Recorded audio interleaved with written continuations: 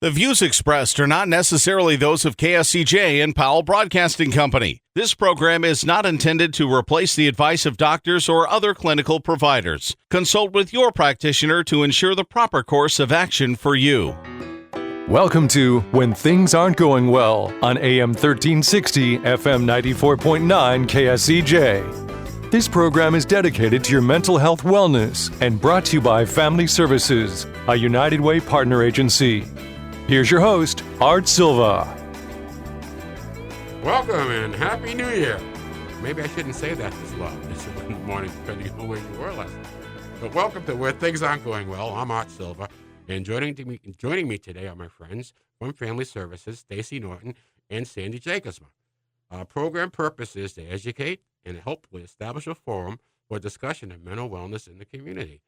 So we're glad you're with us this morning. Do I need to talk softer? I hope you had a great New Year's, and boy, we're looking forward to 2021, or we're really looking forward to getting 2020 behind us. So it's all good. We're glad you're here with us, and I'd like to say good morning to Stacy.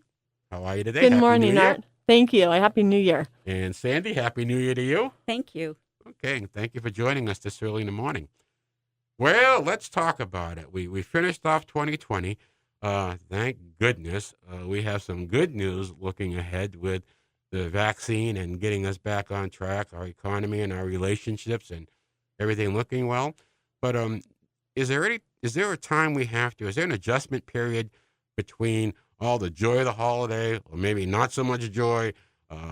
What happens? What do you see what are your clients like post-holiday? Some of the clients I see are after the holiday's over, you get distracted by buying presents and all that kind of thing. So then you're into January. It's cold.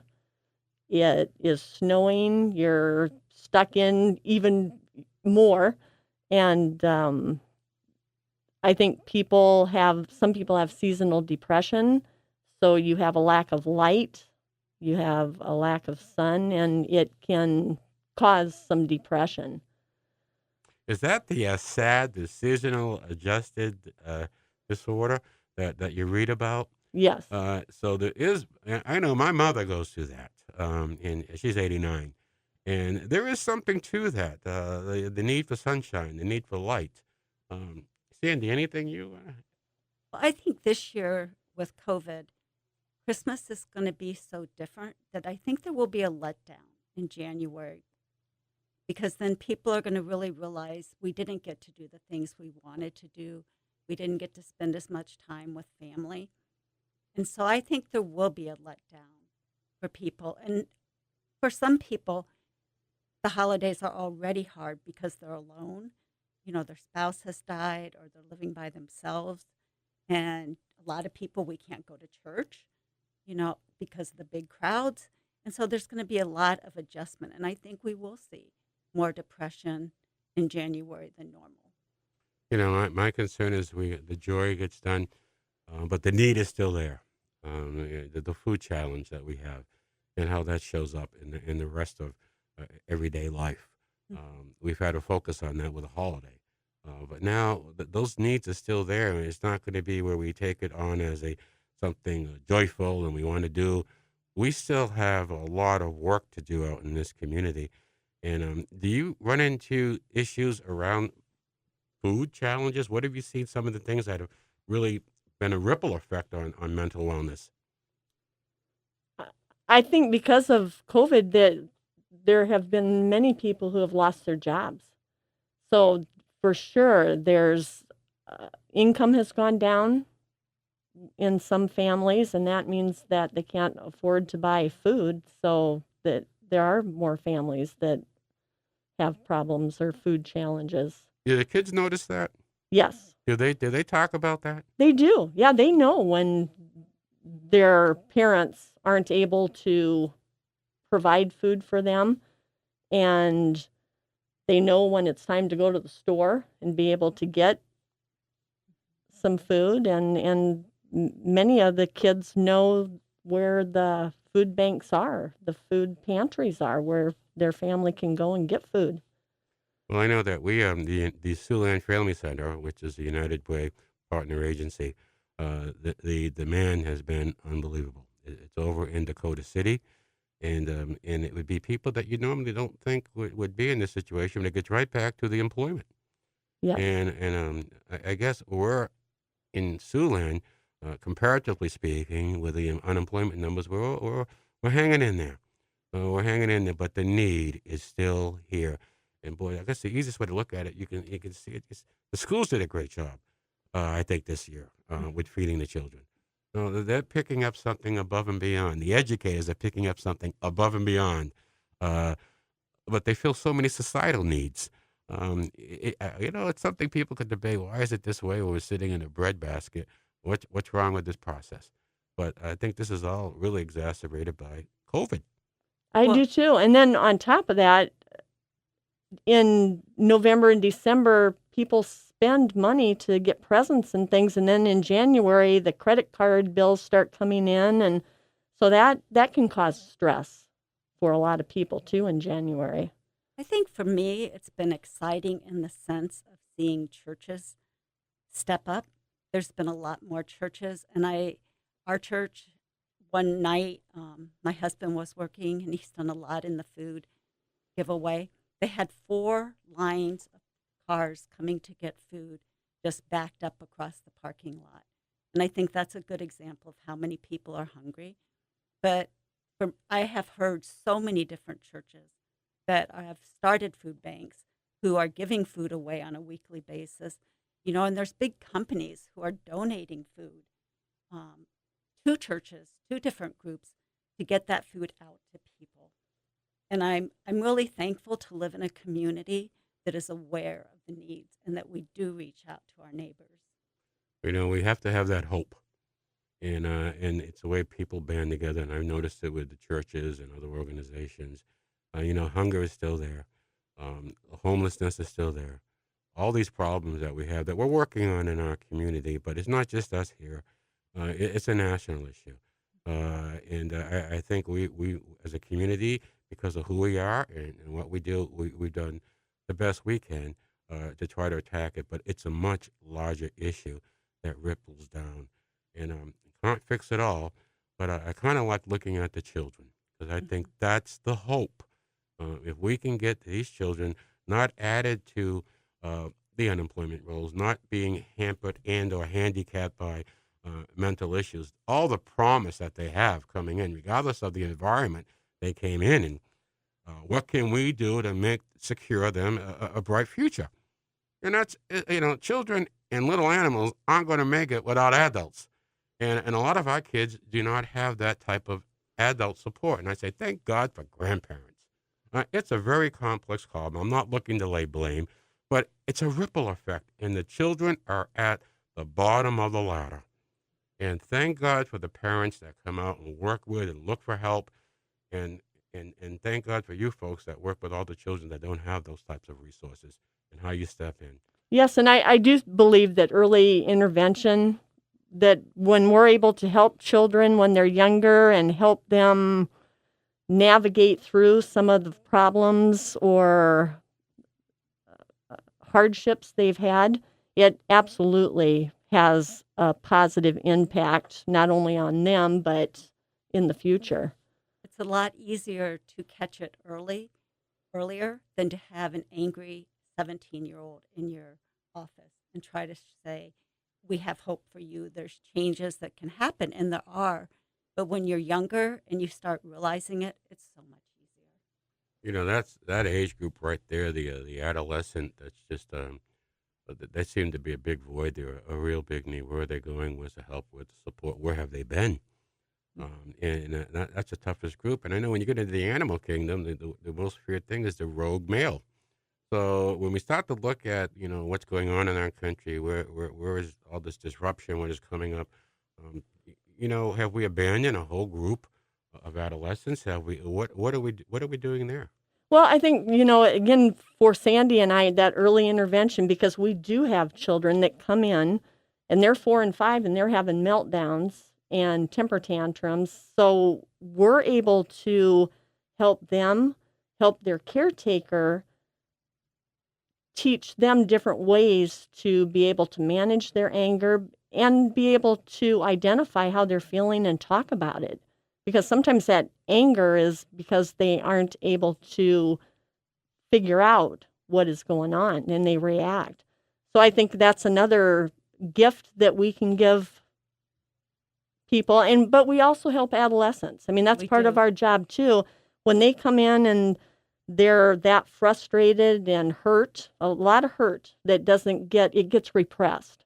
And that's some of that anger that comes out. And we're able to help them talk about that hurt, what has happened. And we're also able to help them understand that aggression is unacceptable and you have to find better ways to be able to get your feelings out. And you are hurt and you're important. Well, this is all very good. And I got to tell you, parents out there, if you think you need some help, you can certainly give us a call at Family Services, and we can take it to the next level, help diagnose, and see what we can do to get your child back on track, function at 110%. We're going to take a break right now, and we'll be back and to talk more with you on When Things Aren't Going Well, brought to you by Family Services. And we'll pour another cup of coffee. We'll see you in a minute. Let's face it, it happens to all of us. However, the pandemic has compounded all of our lives and activities. Even the simplest tasks seem harder. Hi, I'm Brenda Geisinger, the Chief Operating Officer at the Boys and Girls Home and Family Services. Family Services is a United Way partner agency serving children and families of our community, and we're here to help. If you'd like to learn more about Family Services, please contact us via email, website, Facebook, or phone Mary Pickens. At Family Services, we change lives. Welcome back to When Things Aren't Going Well on KSCJ. Here's Art Silva. Welcome back, everybody, to When Things Aren't Going Well, a Family Services program dealing with your mental wellness. I'm with my friends from Family Services, Stacy Norton and Sandy Jacobsma. I'm glad that you'll share a second cup of coffee with us as we continue our discussion regarding the holiday depression. And for this show, this half of the show, it's 2021. We're not going to talk about COVID. We're getting COVID behind us because we're going to talk about the joy of 2021 and how our children bring us joy and some of the things we can do living off of our memories and going forward. So we're going to get on the good foot here, 2021. And Stacy, Sandy, we had a chance to talk during the break. And as we know, Art Linkletter once had a show, Kids Say the Darndest Things. And our kids are just wonderful, the way they see the world through their eyes. So we're going to use this half of the show to talk about children, their anecdotes, and trying to get us ready for coming out of the doldrums. 2021, what do we need to do to shake this stuff off, find the humor and the joy in everyday life? And I think a lot of that's to our kids. Yes, I agree. I'll let you guys, because you talk with them a lot more than I do. I kind of see them when I can tell you a funny story about our kids. Since we're on Funny Story Kids, Sioux City Explorers game. And I took them to a ball game. And I would take a couple of kids, boy and a girl, a couple of boys. And the first thing we do is get a hat or something. Then we go to the concession stand. So we went to the concession stand. We were there for Wiener Wednesday. And the boys were having hot dogs. And they each got a couple, went down, sat in our seats. And during the game, the waitress came by, and they wanted more hot dogs.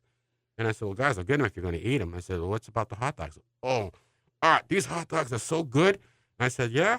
He says, yeah, they don't flip over. They don't flop over when you eat them. I said, what do you mean? He goes, our hot dogs, they flop over.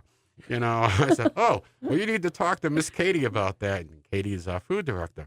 So about 2 weeks later, Katie's in my office saying, what did you do? You sick those kids on me. I said, huh? She goes, they wanted to come in and know why our hot dogs flopped over and the ballpark hot dogs don't. And she said I had to tell them about the government regulations that we have to use turkey hot dogs and stuff like that. I said, oh, they got educated. Thank you very much. But isn't that good? They came and asked you and you told them. So with the kids, they say the darndest things. Now I bet you guys have some stories. Yes. I have a good story. When all this started, I had one boy say, well, didn't you live through the Spanish flu? So you know what this is like. And I said, no, I did not. That was way before my time. So I've never lived through a pandemic. So that was really funny. I also get, you're older than my grandmother. But you kind of look better maybe than she does. So they do say the funniest things. Oh, You God. do. Yeah, the other day, you were ahead of me walking down the hall, and who I was bringing out said, "You two look the same." So Sandy and I look the same, but I had somebody, he was talking about he was tired, and I said, "Well, how come you were tired?" And he said, "Well, I stayed up until midnight for 2 or 3 days." He says, "I think I pulled an all-nighter." Oh, I'll tell you, starting off this year, when we talked about, before we went on break, we talked about SAD, seasonal adjusted disorder. And not that our kids experience that, but we have to really step it up a notch in the wintertime with activities. It's a great outdoor town. And in the summertime, the park systems, everything is wonderful here. But in the wintertime, our kids, they can't go out as much. The weather prevents. So I just want to give a shout out right now for some folks who have helped us, particularly Shane Tritz over at United Sports Academy. Shane had our kids over there just before Christmas, and they two 45-minute sessions, boys and the girls. They had a wonderful time. Using that energy, going over there in the facility was absolutely great. So I want to give a nice shout out to Shane Tritch, United Sports Academy, for having the compassion and sensitivity to do something, let our kids just run off their energies. You know, one of the things we want to do when we get out of this hospital building is to get out of that stigma of that institutionalized look.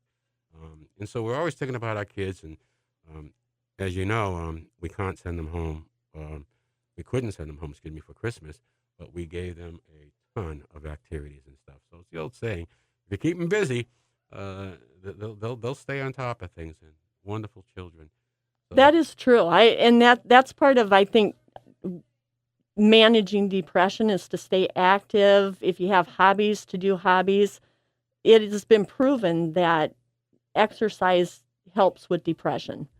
It helps with the serotonin and does help reduce depression. So important for all ages. what do you see on nutrition? Is nutrition right there too important? You're seeing with it, or nutrition causing some problems with what you're seeing? Nutrition, sure, it's important. The healthy foods are better to keep your weight down and be able to be active. I think for some of the elderly that I have been seeing, it's harder. They don't get to the store, and trying to order online has made it a little bit difficult. But I think when they're used to going to the store, they have choices. They have more choices, and they do try to eat healthy. And some of the facilities where they would supplement what they were eating, that opportunity isn't there.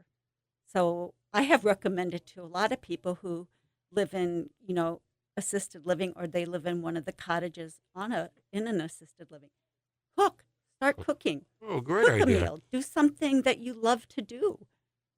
Get some groceries ordered in and start doing the things that you used to do or that help you through the winter. And so I think that's a good thing for people. Great idea. I know the place is going to smell better too. But that's great. Go back and be self-sufficient. What can I do? I have a friend of mine, lovely lady. She got into card making, and she can go on her computer, and I'll get cards, birthdays. I'll get Marianne, I love you. I'll get cards on birthdays, my wife and I, and thinking of you cards, and she makes them herself. And so I think the best present I can give her are stamps. But it's things like that. You want to encourage that because you appreciate it so much. And when we can't go and you're looking and talking to people through doors and glass, I mean, that just doesn't work. So but we're done with COVID.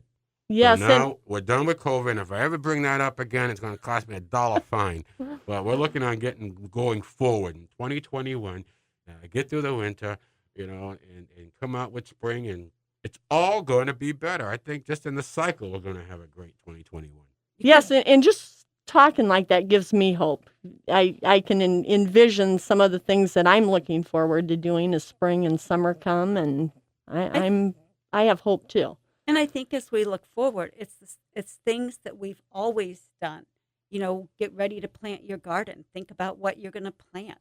Think about, what can you do different this year in your yard? What do you want to change? There's lots of things you can already start doing and planning. And I think that's really important because we have time to do that now, and you're not as rushed as you think through things. Well, you brought up a great topic there, Sandy, on the garden and our garden club that we have there. And I can't wait till we get to the new facility because one of our plans there is to put in a community garden where the neighbors can come over and have a plot that we'll have it fenced off and irrigated, and they can just come and weed it and do their stuff. And our children will be out there. And hopefully our children get out with a little stand or something where it's very therapeutic. I watch the garden club now in these winter months do their seedlings. They're putting all the little cups together, get ready for the spring. And then I've seen them outside when they walk around, they're showing me their plants and stuff. So gardening is going to be great. And getting back to that, we always have the tough winters and we always have to deal with that. That's normal. But I think this year, when spring comes, I think we're just ready to erupt. We should have a lot of people with this fear behind us, getting vaccinated, looking forward, employment coming back, because we were on a roll before this thing hit us. So I'm looking for getting back to that and even better. So hopefully this show brings out the things that you can do to participate in this great 2021 that's coming up. And it's all how you look at it. How's your mental health? The old checkup from the neck up. Don't be afraid to ask and for help. There are people there that you're not alone. Other folks have been through this, and they've survived and they've thrived. So our whole goal is to get the whole team down the field feeling good. So I have my two friends with me here, Sandy and Stacy, and they're part of making you feel good.